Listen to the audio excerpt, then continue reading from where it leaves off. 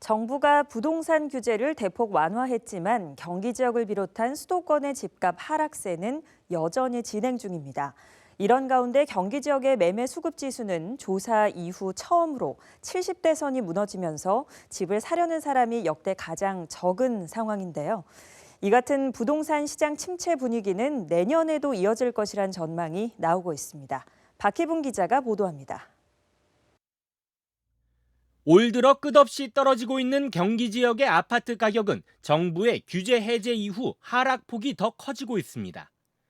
지난달 14일 규제 지역에서 해제된 도내 아파트 매매값은 이후 2주 동안 1.32% 하락했습니다.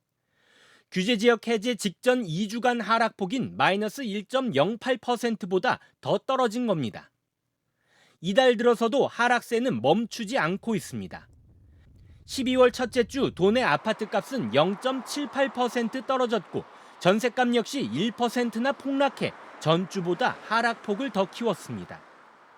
이런 가운데 집을 사려는 수요는 역대 최저치를 밑돌았습니다.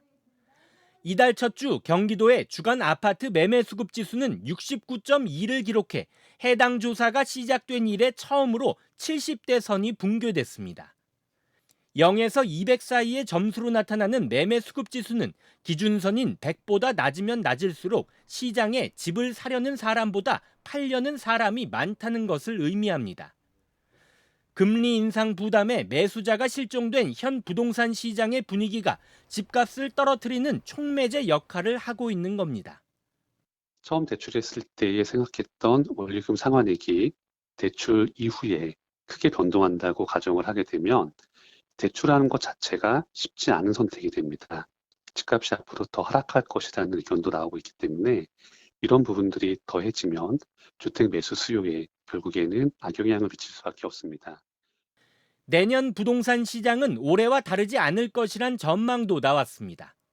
주택산업연구원은 내년 전국 집값은 3.5%, 아파트값은 5% 떨어질 것으로 분석한 가운데 수도권의 아파트 가격은 실거래가 기준 낙폭이 13%에 달할 것으로 예측했습니다. 다만 금리 인상이 정점을 지난 뒤에는 하락폭이 둔화할 것으로 내다봤습니다. BTV 뉴스 박희봉입니다.